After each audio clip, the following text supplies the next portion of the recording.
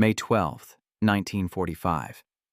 The train slowed with a shudder, iron wheels screeching against the rails, and the women inside leaned forward, their faces pale beneath grime. They had been told 1,000 things about what awaited them. Rumors whispered in barracks, propaganda shouted by officers desperate to keep morale afloat in a collapsing Reich. Some believed they would be lined up and shot, others that they would be thrown into mines as slave labor, and nearly all of them feared violation and starvation. Their uniforms were no longer pressed, their boots cracked, their hair tied in makeshift knot. They were soldiers without weapons, auxiliaries without a war, women without a homeland.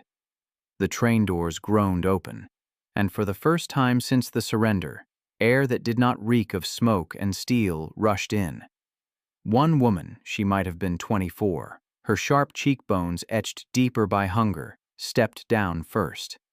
She clutched her coat tighter around her, as if the gesture alone could armor her against humiliation. All around her, the land was quiet, flat, impossibly clean. Wooden fences stretched into the distance. Barbed wire gleamed in the sunlight, precise and geometric, but there was no shouting, no snarling dogs. American guards in neat uniforms waited with a calm detachment. Their rifles held more like tools than threat. The silence itself was unnerving. She braced herself for cruelty. And then, it came the smell. It drifted on the breeze like a ghost of another world. Warm, greasy, unmistakably rich. Bacon, sizzling. She froze, as did the women behind her. It was impossible, obscene even. Bacon was a word from memory, from mornings before rationing, from kitchens where fathers still came home with pay, and children still played without sirens overhead. To smell it here at the edge of captivity was like hearing laughter in a graveyard. Her stomach twisted in rebellion against its own emptiness. She remembered the last meal she had eaten in Germany. A thin broth stretched with turnips and stale bread that crumbled to dust. She had eaten it quickly, knowing her younger brother, if he were still alive somewhere in the rubble of Leipzig, might not have even that. And here the Americans were cooking pork for prisoners. She felt dizzy with anger, shame, and a strange, reluctant yearning. The guards gestured for them to move into lines. Their voices were firm but not cruel, and one even attempted a broken phrase in German. Bit schnell. The women obeyed, each step accompanied by the growing scent of breakfast. For some, it was unbearable. One woman muttered under her breath, cursing the Americans for mocking them with such luxury. Another began to weep silently, hands trembling against her skirt. Yet for all their fear, none could stop inhaling. The smell became a magnet, pulling memory and hunger into one bewildering sensation. Inside the camp, the reality unfolded with an almost theatrical strangeness. The barracks were wooden, sturdy, with straw mattresses, lined neatly in rows. Windows let in sunlight. Buckets of water stood ready for washing. It was no palace, but compared to the basement and burned-out buildings many of them had last called home, it looked almost deliberate in its order. One woman whispered that it reminded her of boarding school, and though her tone was bitter, the words carried a dangerous seed of comfort. The 24-year-old found herself staring at a mess hall where smoke rose from chimneys, and through open doors she caught glimpses of trays being set with plates. Not tin cups or slot buckets, but plates. Her throat tightened. She had expected to be hurted, cursed, stripped of dignity. Instead, there was a quiet efficiency, a discipline that did not lean on cruelty. She did not trust it. None of them did. It had to be a trap, a performance, a softening before the lash. When at last they were marched into the hall, the sound hit them first, the crackle and hiss of fat on iron pans. Soldiers in aprons, yes, soldiers in aprons, stood at long counters turning strips of bacon with metal tongs. The air shimmered with the heat of it, with salt and smoke and something almost musical in its ordinariness. The women shuffled forward, eyes darting, unable to reconcile their dread with the absurdity of the scene. Plates were handed to them. On those plates lay bread, potatoes, and, to their astonishment, a strip or two of bacon. The 24-year-old stared down at hers, hand trembling. She thought of her mother, who had died in an air raid 2 winters ago, clutching a photo of her father, who had never returned from the Russian front. She thought of the children she had seen begging in the streets of Dresden, skeletal hands reaching for scraps of coal. And now here, in enemy hands, she was offered bacon. Her chest ached with confusion. She wanted to refuse to spit in defiance to prove she was not so easily broken, but her body betrayed her. She raised the strip to her lips and bit. The taste was overwhelming. Salt-fat warmth. It filled her mouth with memory and shame and relief so fierce it felt like grief. Tears sprang to her eyes, hot and unbidden. She ate quickly, almost desperately, before reason could return around her. Others did the same. Some laughed through their tears. Some chewed slowly, reverently, as if afraid the food would vanish. Others pushed it aside, unable to reconcile their pride with their hunger. But the room, for a few moments, was quiet, except for the sound of chewing. One American guard leaned against the doorway, watching. He was perhaps 30. His uniform pressed, his face impassive. But when one of the women looked up, their eyes met, and he gave the smallest shrug, as if to say, "It's just breakfast." That shrug was more dangerous than any weapon. It suggested a world where enemies were not monsters, where captors could offer kindness. It cracked something deep inside the mythology these women had been fed. When the meal ended, the women were led back to their quarters. The 24-year-old lay down on her bunk, staring at the wooden ceiling. The taste still lingered on her tongue. She felt heavier and lighter at once, as though a great weight had been shifted but not removed. She did not know if she could trust the Americans, if this was generosity or strategy, but she knew one thing with certainty. Her understanding of the enemy had changed in a single meal. That night, as silence settled over the camp, she listened to the faint sound of guards patrolling outside. No shouts, no dogs, only the steady rhythm of boots on soil. She closed her eyes, but sleep would not come easily. The bacon had filled her stomach, but it had also unsettled her mind. If the enemy was capable of this, of order, of nourishment, even of something like mercy, then what else might she learn in captivity?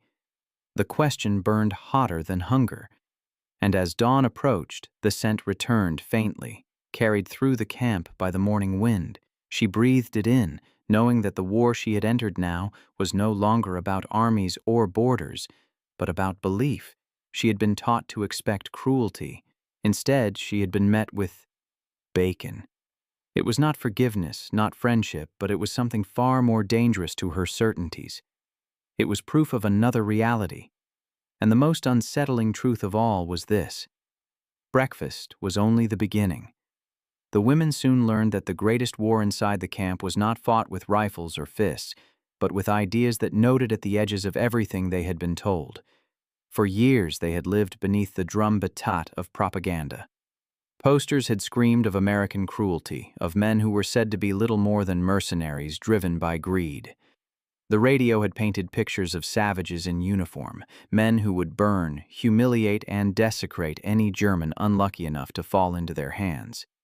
Even the women who worked in offices or signal towers far from the front had carried those images with them like armor. They expected a brutality that would at least make sense of their fear. But the first weeks inside the camp made those images falter. The Americans spoke little German, yet their tone was measured, their discipline unshaken. Orders came short, clipped, but without venom. Guards treated the women as a responsibility rather than prey. Instead of hunger, there were regular meals. Instead of filth, there was soap and water. Instead of degradation, there was a strict adherence to routine. Each discovery unsettled them more than any shouted insult could have done. The 24-year-old found herself haunted by the contrast. She remembered the lectures in training halls where officers swore that capture meant a fate worse than death. She remembered the whispered warnings from older women who claimed the Americans carried knives for sport, that they laughed while cutting throat. Now she walked past orderly kitchens where cooks in aprons stirred vats of potatoes, their faces bored rather than cruel. She smelled coffee. Real coffee. Not the burnt barley substitute she had known for years, and she heard the scrape of metal trays. She did not know which was more difficult, the hunger in her belly or the war raging in her mind. Propaganda had been her compass, and now the needles spun wildly. The others felt it too. At night, lying on thin mattresses, they spoke in hushed tones, weighing rumor against reality. One woman admitted she had feared rape the moment they stepped from the train, yet not a single guard had touched her. Another confessed she could not stop staring at the bread, white, soft, untainted by sawdust. Bread was supposed to be scarce everywhere, yet here it appeared in baskets, replenished without drama. To admit relief felt dangerous, almost treasonous to their suffering families back home. Still, the evidence was undeniable. The camp's order was deliberate, almost theatrical in its normalcy. Roll call at dawn. Work assignments for some, light duties for others. Inspections not with whips or fists, but with checklists. The guards themselves seemed oddly young, barely older than the prisoners, their faces smooth, their boots shined. They stood with a confidence that came not from shouting, but from certainty. For the German women, who had lived years in a world of scarcity and fear, that certainty was as alien as it was infuriating. The 24-year-old began to notice details that gnawed at her. She watched a guard share a cigarette with another, laughing quietly as though the war were a distant nuisance rather than a shattering of nations. She heard music drift faintly from a gramophone in the officers' quarters. Jazzy, playful, utterly indifferent to defeat or victory. She watched as food waste was carried out from the kitchens. Scraps of bacon fat tossed aside, and her chest tightened at the thought of children in Hamburg or Leipzig who would have fought each other for those scraps. The cruelty was not in blows or hunger, but in the unbearable proof that the enemy could afford abundance while her people starved. There were moments of irony so sharp they almost bled. Once, as the women lined up for their midday meal, a guard tried to pronounce a German phrase. He mangled it so thoroughly that laughter burst from several throats before shame sealed them again. The guard only grinned, unbothered, to laugh at an American and survive. That in itself felt like a fracture in the world they had known. Another time, a woman dropped her tray, and a young American bent down to help her gather the mess. He did not sneer. He simply shrugged, muttered something in his own language, and returned to his post. She stood frozen, as if she had glimpsed a ghost of a world where kindness could cross wire fences, yet suspicion lingered. Surely they told themselves this was temporary. Surely the cruelty would come later after their defenses had softened.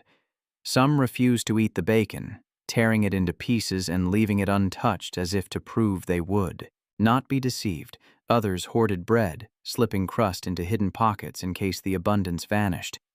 The 24-year-old tried to balance pride with survival, telling herself that to accept food was not to accept defeat. Still, each bite tasted of betrayal, both of the regime that had lied to her and of the civilians still starving across Germany. At night, the camp's lights glowed steady against the dark.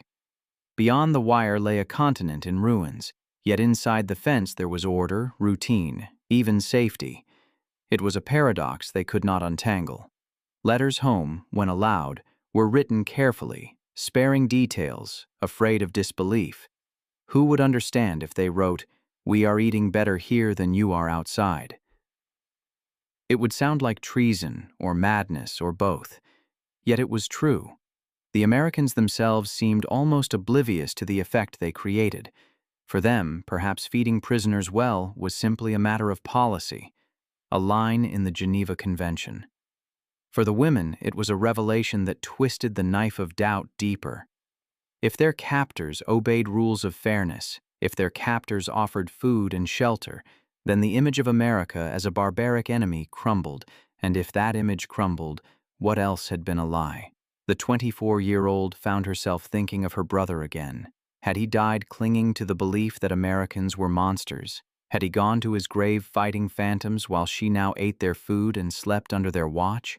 The thought hollowed her chest. She could not admit it aloud, not even to the women beside her.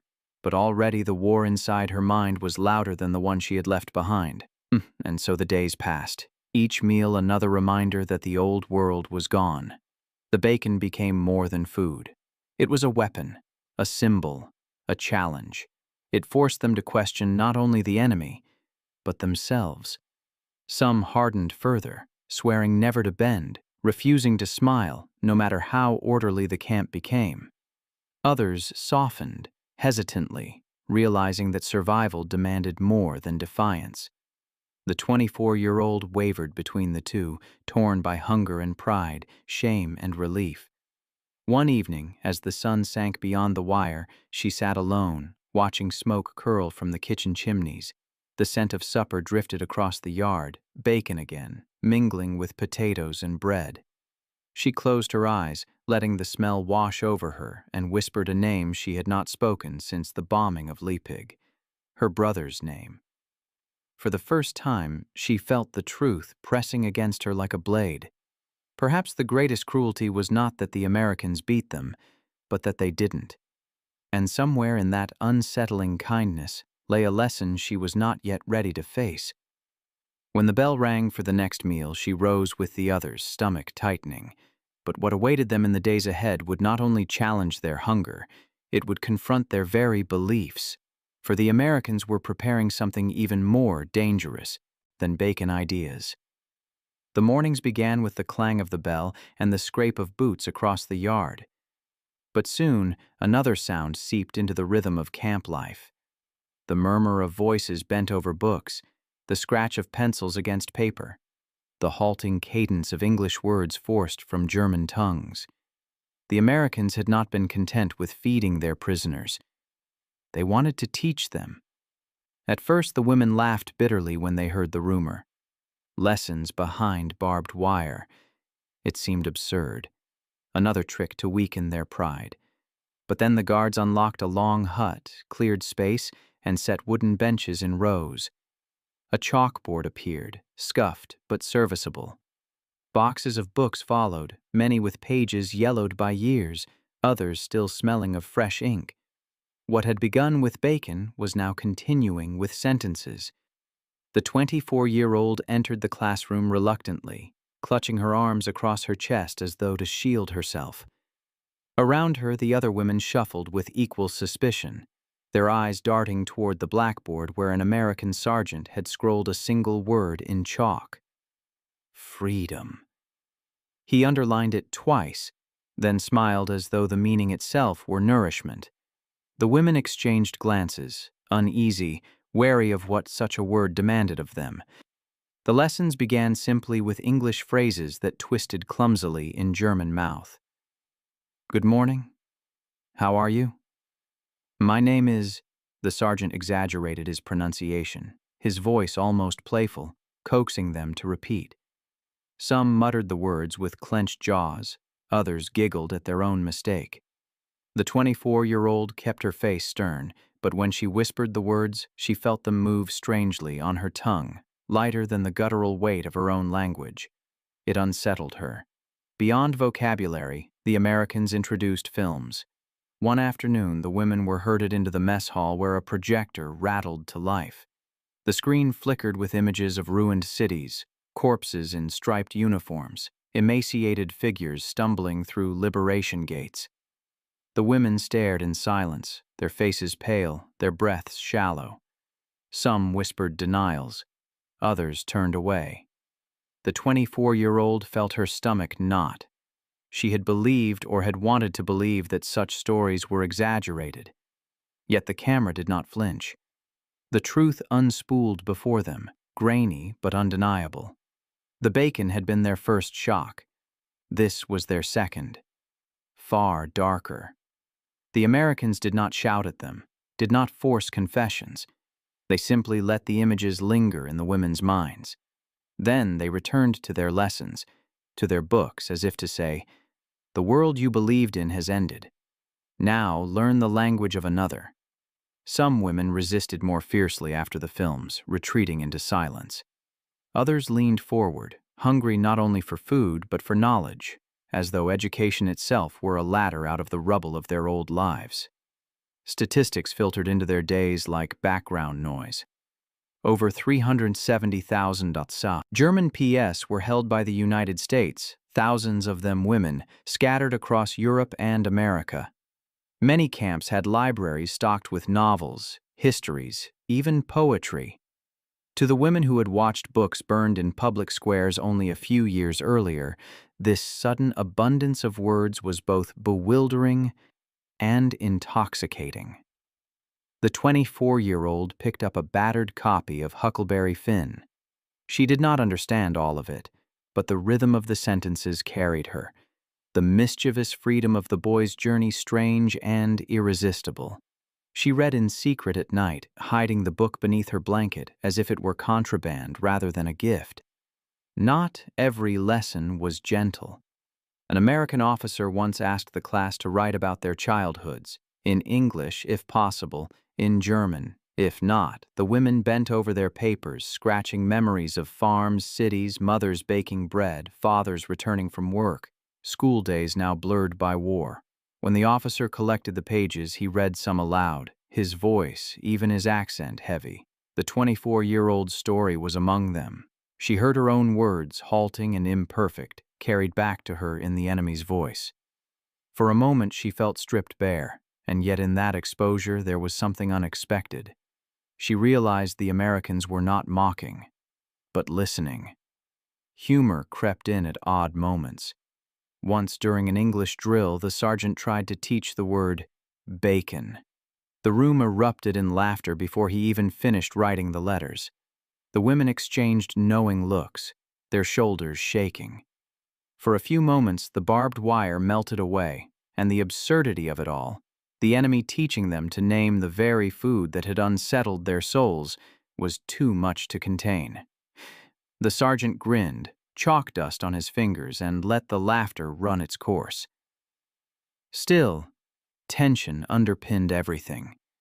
Each lesson was a reminder that the Americans were not merely feeding their bodies, but reshaping their mind.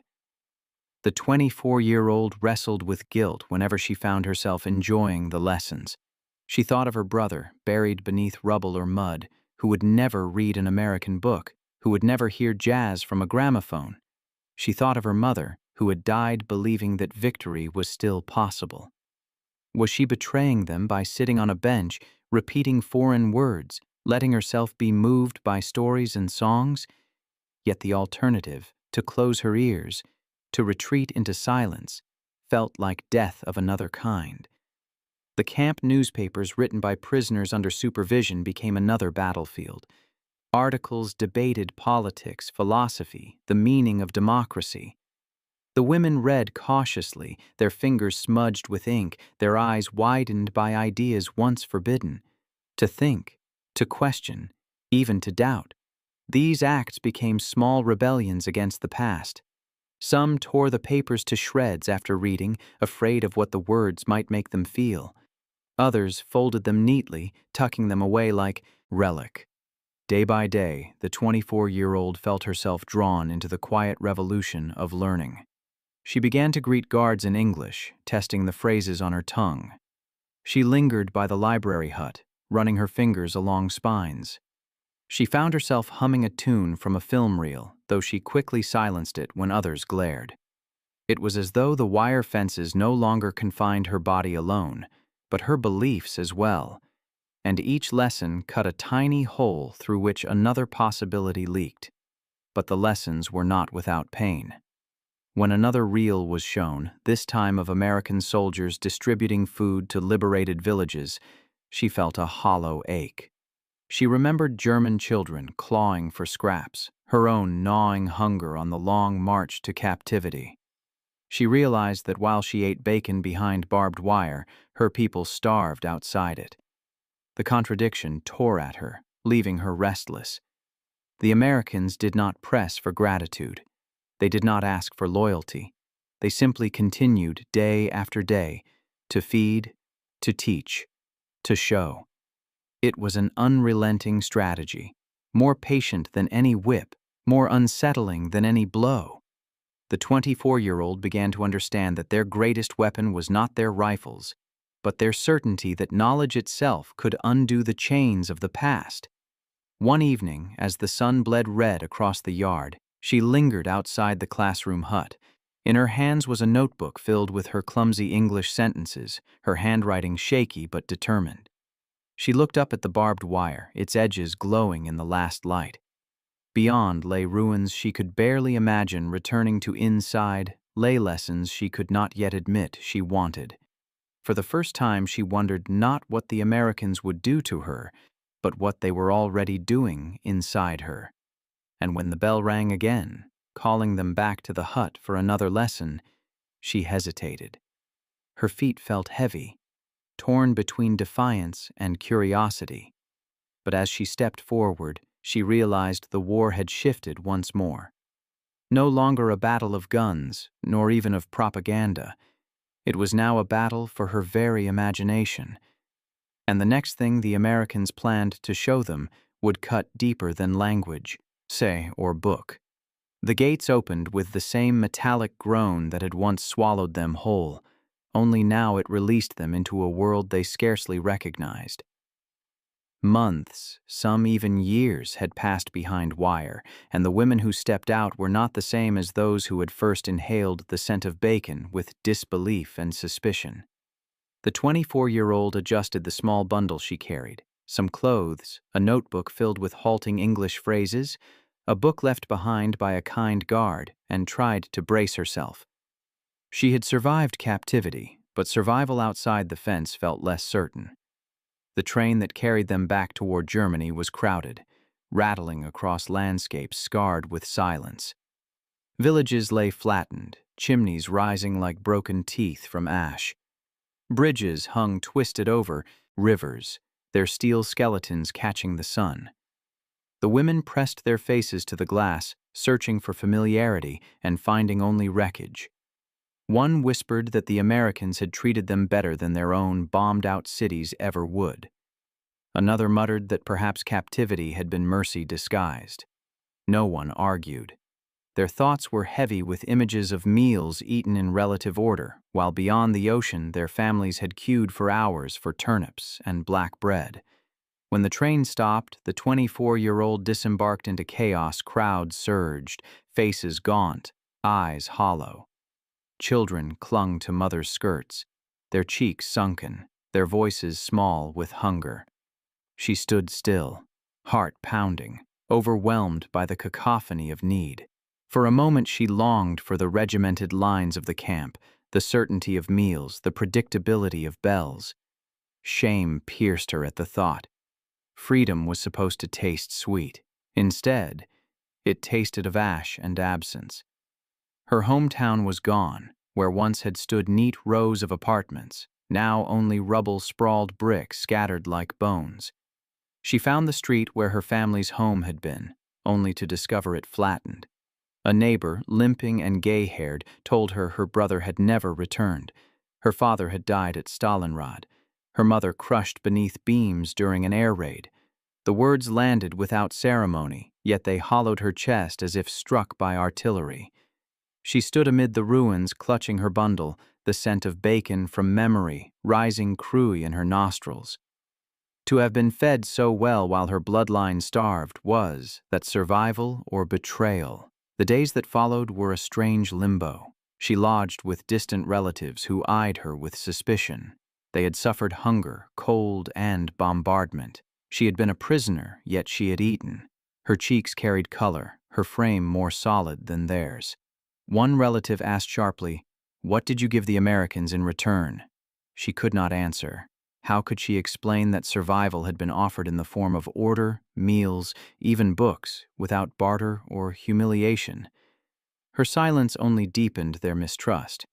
On the streets, she heard mutterings about returnees. Some claimed the Americans had brainwashed them. Others sneered that they had grown fat in captivity. Children stared at her, their eyes resentful, their bellies swollen with malnutrition.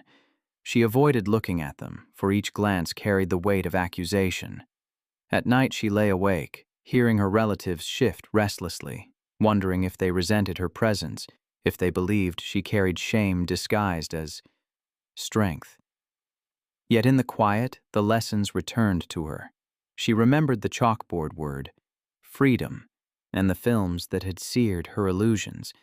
She remembered the pages of Huckleberry Finn, the reckless joy of a boy on a raft, the audacity of a story unbound by fear.